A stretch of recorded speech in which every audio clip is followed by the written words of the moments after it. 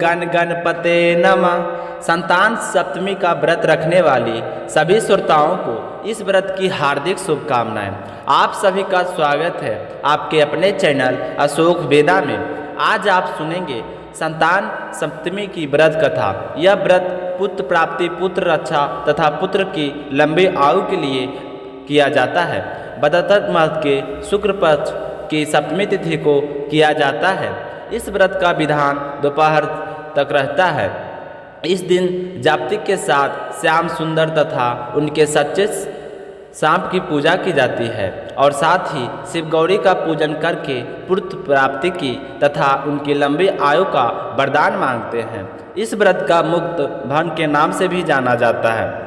संतान सप्तमी के दिन सुबह जल्दी उठे, स्नान आदि करके साफ कपड़े पहने और भगवान शिव और माता पार्वती के समक्ष प्रणाम करके व्रत का संकल्प ले अपने व्रत की शुरुआत करें और निराहार रहते हुए पूरी शुद्धता के साथ पूजन का प्रसाद तैयार करें। इसके लिए खीर पूरी व गुड़ के साथ पूजे या फिर साथ मीठी रोटी बनाकर तैयार कर लें। यह पूजा दोपहर के समय तक कर लेनी चाहिए। पूजा के लिए धरती पर चौक बनाकर गाय के गोबर से लीपकर उस पर चौकी रखें और उसके ऊपर भगवान शंकर और माता पार्वती की प्रतिमा स्थापित करें। फिर उनके समक्ष सुंदर घी और एक दीप जलाएं। संतान की रक्षा, मंगल कामना और उन्नति की प्रार्थना करते हुए भगवान शिव को कालवा अर्पित करें। उसके बाद विधि पूर्वक पूजा अर्चना करके संतान सप्तमी व्रत की कथा पढ़नी या सुननी चाहिए और फिर व्रत का पारण करने के लिए पूजा में जो 7 मीठी पूरी या पुए चढ़ाए जाते हैं उससे अपना व्रत का पारण करें। अब सुनते हैं संतान सप्तमी व्रत कथा। बोलिए शिव गौरी गणेश कार्तिकेय की जय हो। एक बार भगवान श्री कृष्ण ने युधिष्ठिर को बताएं कि किसी समय मथुरा के लुमेश आए थे तो उन्हें आकर देखें कि माता पिता देवकी और वासुदेव ने उनकी भक्ति पूर्वक खूब सेवा की थी। तो ऋषि उनकी सेवा से बहुत ही प्रसन्न हुए और कंस द्वारा मारे गए पुत्रों के दुखे से उभरने के लिए आदेश दिए कि देवकी कंस ने तुम्हारे कई पुत्रों को पैदा होते ही मार दिया है, तुम्हें पुत्र वियोग दिया है। इस दुख से मुक्त होने के लिए तुम संतान सप्तमी का व्रत करो, जिससे तुम्हारे आने वाली संतान लंबी आयु वाली होगी। क्योंकि इस व्रत को राजा नहस की रानी चंद्रमुखी ने किया था, तभी जाकर उनके पुत्र लंबी आयु वाले प्राप्त हुए थे। यह व्रत तुम्हें भी पुत्र दुख से मुक्त कर देगा।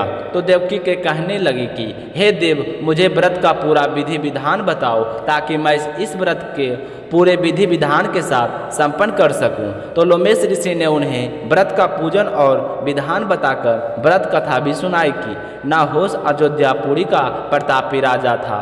उसका पत्नी का नाम चंद्रमुखी था। उसके राज्य में ही विष्णुदत्त नाम का एक ब्राह्मण रहता था। उस ब्राह्मण की पत्नी का नाम रूपवती था। रानी चंद्रमुखी तथा रूपवती आपस में पक्की सहेलियां थीं। वे दोनों हमेशा साथ रहती थी। एक दिन वे दोनों सरयू नदी में स्नान करने के लिए गए थे। वहाँ पर अन्य महिलाएं भी स्नान कर रही थी और उन्होंने वहाँ पर स्नान करके शिव गौरी की प्रतिमा बनाई और विधि पूर्वक उनका पूजन करने लगी। तो रानी चंद्रमुखी तथा ब्राह्मण की पत्नी रूपवती उन महिलाओं को देखती रही और पूजन समाप्त होने के बाद वह पूछने लगी कि बहनों, आप यह क्या कर रहे हो? इस व्रत का पूजन का क्या नाम है? तो उनमें से एक महिला ने बताया कि बहन, हम तो माता पार्वती सहित शिव जी की पूजा कर रहे हैं। भगवान शिव का डोरा बांधकर हमने संकल्प लिया है कि जब तक हम जीवित रहेंगे तब तक यह व्रत करती रहेंगे। यह मुक्त भरण व्रत सुख और संतान देने वाला है। तो उस व्रत के बारे में सुनकर वह दोनों सहेलियां बड़े ही प्रभावित हुई और एक दूसरे से कहने लगी कि क्यों ना हम भी इस व्रत को करें।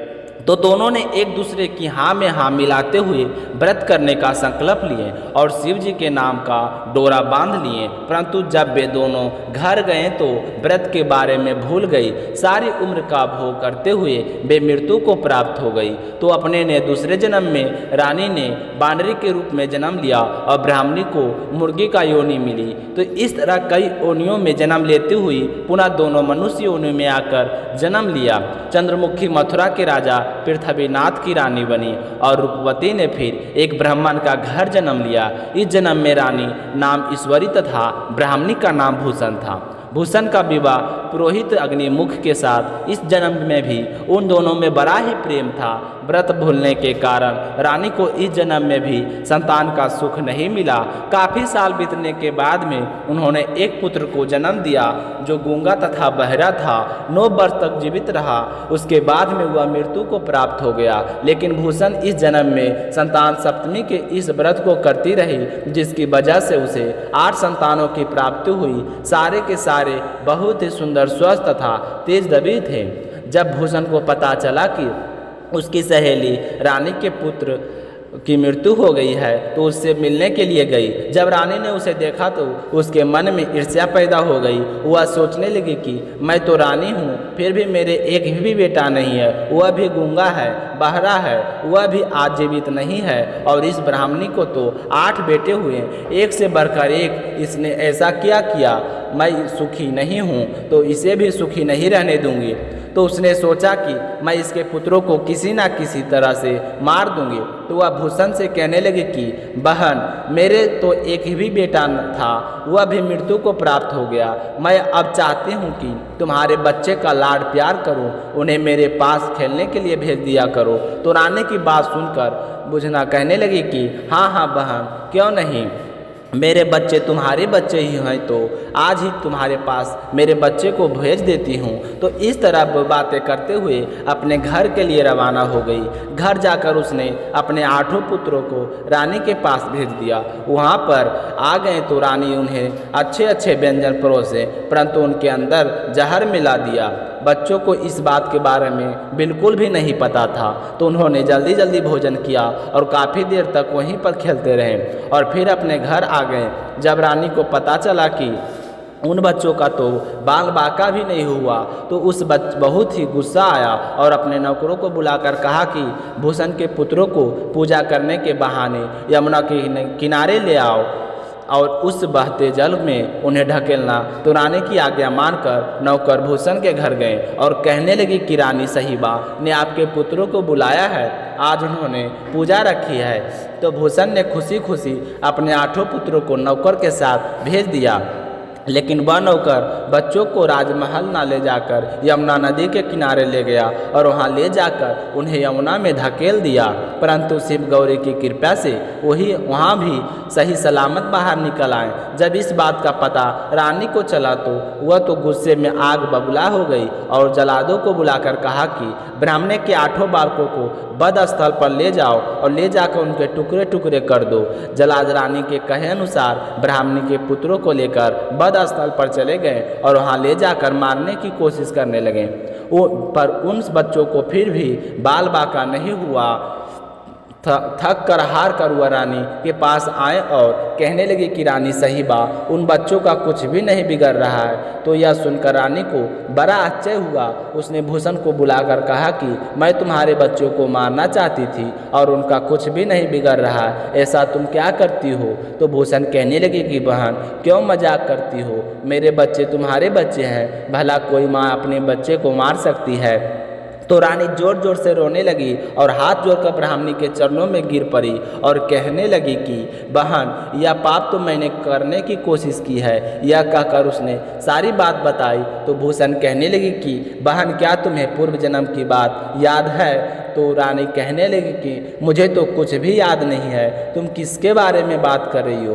तो भूषण कहने लगी कि और तुम पूर्व जन्म में तुम राजा नहस की पत्नी थी और मैं तुम्हारी सहेली थी, हम दोनों साथ साथ रहते थे।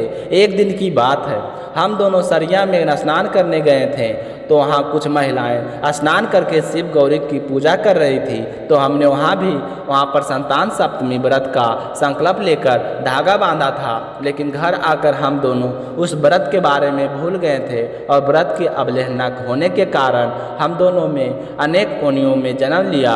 अब फिर से मनुष्य योनि को प्राप्त हुई है। अब मुझे तो उस व्रत के बारे में याद हो गई है, इसलिए मैंने व्रत करने शुरू कर दिया है और व्रत के प्रभाव से ही मुझे 8 पुत्रों की प्राप्ति हुई है और उन्हें शिव गौरी का आशीर्वाद प्राप्त है। यही कारण है कि तुम मेरे बच्चे को कुछ भी नहीं हुआ बिगाड़ पाई है। तो यह सुनकर रानी ईश्वरी ने कहा कि बहन, मुझे भी इस व्रत के बारे में सारा विधि विधान बताओ, मैं अपने पापों का पश्चित करना चाहती हूँ। तो भूषण से ने व्रत की सारी भी जानकारी रानी ईश्वरी ने भी विधि पूर्वक संतान सुख देने वाले व्रत को रखा और व्रत के प्रभाव से रानी पुनः गर्भवती हो गई और फिर 9वें महीने के सुंदर बालक को जन्म दिया। उसी समय से पुत्र प्राप्ति का और संतान की रक्षा के लिए यह व्रत किया जाता है। हे शिव गौरी, जिस तरह आपने भूषण के पुत्रों की रक्षा की है, वैसे ही हमारे पुत्रों की रक्षा करना, उन आई हर विपत्ति को दूर करके लंबी उम्र का आयोग जीवन का आशीर्वाद देना। बोलिए शिव गौरी गणेश कार्तिकेय की जय हो। अब सुनते हैं गणेश जी भगवान की कहानी। गणेश जी भगवान की जय हो। एक समय की बात है, गणेश जी एक छोटे से बालक का रूप धारण करके चिमटी में चावल और चम्मच में दूध लेकर निकले थे। वे गांव में हर घर जाकर कि सभी से आवाज़ें लगाकर जोर जोर से कह रहे थे कि कोई है जो मुझे खीर बना दे। तो उसके बाद सुनकर सारे लोग हंसने लगे कि भला इतने से चावल और दूध से खीर बनती है। पर गणेश जी तो ऐसे ही बोलते जा रहे थे, उन्होंने किसी की बात की ओर ध्यान नहीं दिए। तभी उन्हें देखें कि गाँव के बाहर एक झोपड़ी बनी है, उसके बाहर एक बूढ़ी अम्मा बैठी है। तो उनके पास जाकर बोला कि माँ जी, आप मुझे खीर बना दो। तो बूढ़ी अम्मा कहने लगी कि हाँ बेटा, बना दूंगी। तो उसने चिमटी में से चावल और चम्मच भरा हुआ दूध बूढ़ी अम्मा को दे दिया।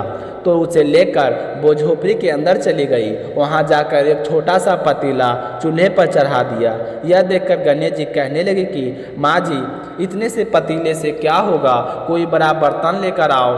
तो वह कहने लगे कि बेटा, मेरे पास तो कोई बड़ा बर्तन नहीं है। तो गणेश जी कहने लगे कि तुम ध्यान से देखो, तुम्हारे रसोई में जरूर बड़ा बर्तन पड़ा है। तो उसने गणेश जी के कहे अनुसार अंदर जाकर देखा तो वहाँ पर सही में एक बड़ी कढ़ाई पड़ी थी। तो कढ़ाई को देखते ही उसने सोच लिया कि यह कोई साधारण बालक नहीं है। उसने कढ़ाई उठाई और चूल्हे पर चढ़ा दी। वो चिमटी के चावल और 1 चम्मच दूध उस कढ़ाई में डाल दिए। जैसे ही उफान आता गया तो वह कढ़ाई तो खीर से लबालब हो गई और बहुत ही अच्छी खुशबू आने लगी। खीर बनते ही बुढ़िया ने गणेश जी की खीर तो तैयार हो गई है, अब तू भोग लगा ले। तो वह कहने लगी कि माँ जी, मैं तो स्नान करके आता हूँ, तुम ऐसा करो कि सारे गांव वालों को न्योता देकर आओ। यह कहकर गणेश जी भगवान तो स्नान करने के लिए चले गए और तभी बुढ़िया के बेटे बहू और पोते पोती आ गए जो खेत में काम करने गए थे। तो आते ही बूढ़ी अम्मा ने अपने पोते पोतियों को भर पेट खीर खिला दी। तभी उसकी झोपड़ी के आगे से एक औरत गुजर रही थी। तो खीर की खुशबू देखकर वह अंदर आ गई और कहने लगी कि अम्मा जी, आज तो आपके झोपड़ी में से बहुत ही अच्छी खुशबू आ रही है, क्या कुछ नया बनाया है? तो उसने कहा कि हाँ, खीर बनाई है, ले तुम भी खा लो। तो उसने इन्हें कटोरा भरकर खीर उस औरत को दे दी। तो यह देखकर उसकी बहू सोचने लगे कि इस तरह मेरे लिए तो आने जाने वाले को लोग को खीर खिलाएंगे तो मेरे लिए तो कुछ नहीं बचेगा। तभी उसकी सास कहने लगी कि मैं गांव वालों को न्योता देकर आती हूँ, तब तक गणेश जी भी आ जाएंगे, तुम खीर का ध्यान रखना। यह कहकर बुढ़िया तो गांव में न्योता देने चली गई और पीछे से बहू सोचा कि मेरे लिए तो खीर बचेगी नहीं, इसलिए मैं तो पहले ही खा लेती हूँ। तो उसने एक मोटा सा कटोरा निकाला और भरा और कहने लगी कि ले गणेश, यह भोग लगा ले और खीर खा ले। खीर खाकर कटोरे को चक्की के नीचे छुपा दिया। अब बूढ़ी अम्मा भी गांव वाले को न्योता देकर आ गई और गांव वाले सारे कहने लगे कि इसके पास तो खुद भोजन करने के लिए कुछ अनाज नहीं है, आज तो पूरे गांव वालों के न्योता दिया है, खाने को तो कुछ नहीं मिलेगा। यह तो हमें पता है, पर चलकर देखना चाहिए कि इसने न्योता क्यों दिया है। तो सारे गांव वाले इकट्ठा होकर झोपड़ी पर पहुंच गए। उधर बुढ़िया जब घर पहुंची तो गणेश जी भी आ गए थे। तो उसे देखकर कहने लगे कि गणेश भोग लगा ले। तो गणेश जी महाराज ने कहे कि मुझे तो भोग तुम्हारी बहू ने लगा दिया है। तो बुढ़िया माँ कहने लगे कि ना रे गणेश, मेरी बहू तो खेत से आते ही काम में लग गई है, तू ये क्या कह रहा है? तो गणेश जी भगवान बोले कि अपने अपनी बहू से जाकर पूछ लो। अगर फिर भी विश्वास नहीं है तो तुम्हारी चक्की के नीचे खीर का कटोरा पड़ा है, अभी भी उसमें 2 चावल चिपके हुए हैं। तो बुढ़िया ने जैसे कटोरा देखा तो सच में ही उस कटोरी में 2 चावल चिपके थे और चक्की के नीचे छुपाया था। वो कहने लगी कि गणेश कोई बात नहीं, तुम कुछ मत कहना, लोग सुनेंगे तो क्या कहेंगे। तो बूढ़ी अम्मा अब सारे लोगों को खीर परोसने लगी। सारे गांव वालों ने पेट भरकर खीर खाई, फिर भी वह खीर खत्म होने का नाम नहीं ले रही थी। तो वह गणेश भगवान से बोली कि गणेश, यह खीर तो खत्म होने का नाम नहीं ले रही है, अब इसका मैं क्या करूं। तो गणेश जी कहने लगे कि शाम को एक बार पूरे नगर को फिर से न्योता दे देना। तो बुढ़िया ने गणेश जी के कहे अनुसार गाँव वालों को एक बार फिर से न्योता दे दिया। तो गाँव वाले सोचने लगे कि यह तो कोई जादुई कढ़ाई है, हमें राजा के इसके बारे में बताना चाहिए। तो गांव के 2-4 लोग इकट्ठा होकर राजा के पास चले गए और राजा के पास जाकर कहने लगे कि महाराज, गांव के बाहर जो झोपड़ी है ना, उसमें बूढ़ी माई रहती है, वो ना जाने क्या जादू टोना करती है। आज उसने एक खीर बनाई थी, उसके पास दूध भी नहीं था और ना ही चीनी चावल थे, फिर भी इतनी अच्छी खीर है, और तो और पूरे गांव वालों को खीर खिलाई है, फिर भी उस कढ़ाई में खीर खत्म होने का नाम नहीं ले रही है। तो राजा ने जैसे ही गांव वालों की बात सुनी तो अपने सैनिकों को बुलाकर कहा, तुम ऐसा करो, उस बुढ़िया के झोपड़ी में जाओ और वहाँ पर जो जादुई कढ़ाई की खीर है उसे यहाँ लेकर आओ। बुढ़िया के कह देना कि ऐसी कढ़ाई झोपड़ी में नहीं, राजमहल में शोभा देती है।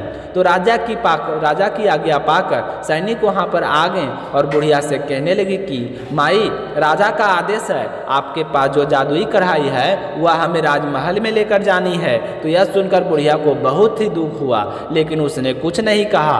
राजा के सैनिक कढ़ाई को लेकर राजमहल चले गए, लेकिन राजमहल में ले जाते ही खीर में दुर्गंध आने लगी, कीड़े मकोड़े बिच्छू दिखाई देने लगे। तो यह देखकर राजा को बहुत ही शर्मिंदगी महसूस हुई।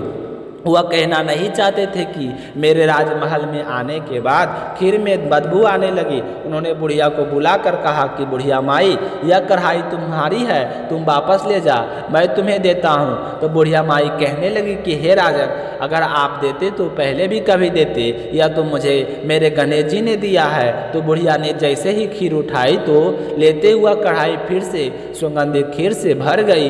तो घर आकर बुढ़िया ने गणेश जी से कहें कि बच्चों हुई खीर का क्या करूं। तो गणेश जी ने कहें कि झोपड़ी के एक कोने में एक गड्ढा खोद कर उसमें गाड़ दो और उसी जगह सुबह उठकर उसे खोदना, तुम्हें धन से भरे हुए 2 घड़े मिलेंगे। तो ऐसा कहकर गणेश जी अंतर्ध्यान हो गए, लेकिन जाते समय झोपड़ी के पीछे से लात मार गए थे। तो झोपड़ी की जगह वहाँ पर एक सुंदर सा महल खड़ा हो गया। सुबह हुई तो बहू ने फावड़ा लेकर जिस जगह खीर गड़ी थी वहाँ पे खोदने लगी, तो उसे कुछ नहीं मिला। थक कर हुआ हार कर वो अपनी सास माँ से कहने लगी कि माँ जी, गणेश जी तो आपके झूठो हैं, मैंने कितनी मेहनत की है फिर भी यहाँ कुछ नहीं मिला है। तो उसकी सास कहने लगी कि मुझे देखने दे। यह कहकर बुढ़िया ने हाथ में से मिट्टी का कुदाल उठाई, तो उठाते ही 2 घड़े टन टन करते हुए धन का आपस में आवाज़ करने लगी। तो सास और बहू ने मिलकर उन गड्ढों को बाहर निकाला। निकालते ही बहू ने कहा कि सासू माँ, आपके था सही में गणेश जी तो आपको सचो हैं। तो यह सुनकर उसकी सास कहने लगी कि बेटा, गणेश जी तो भावना के भूखे हैं, जो भी पूरे श्रद्धा भाव से गणेश जी को याद करता है, गणेश जी उसकी किसी न किसी रूप में आकर मनोकामना अवश्य पूर्ण करते हैं। गणेश जी तो बल बुद्धि के दाता हैं। यह तो ही देख रही है कि मैं वर्षों से गणेश जी की तपस्या कर रही हूँ, तो गणेश जी ने कैसे एक छोटे से बालक में रूप में आकर मेरी सारी मनोकामनाएं पूरी कर देती है। तो उसी दिन से बहू अपनी सासू माँ के साथ रोजाना की पूजा करने लगी। हे गणेश जी भगवान, जैसा आपने बुढ़िया को दिया वैसा सबको देना। कहानी कहने वाले को, हुंकार भरने वाले को, कहानी सुनने वाले को सबकी मनोकामनाएं पूर्ण करना। प्रेम से बोलिए गणेश जी महाराज की जय हो। आज की कथा आप लोगों को कैसा लगा कमेंट करके ज़रूर बताइए। मिलते हैं अगली कथा में, तब तक अशोक वेदा चैनल को सब्सक्राइब करिए। जय श्री कृष्णा, राधे राधे।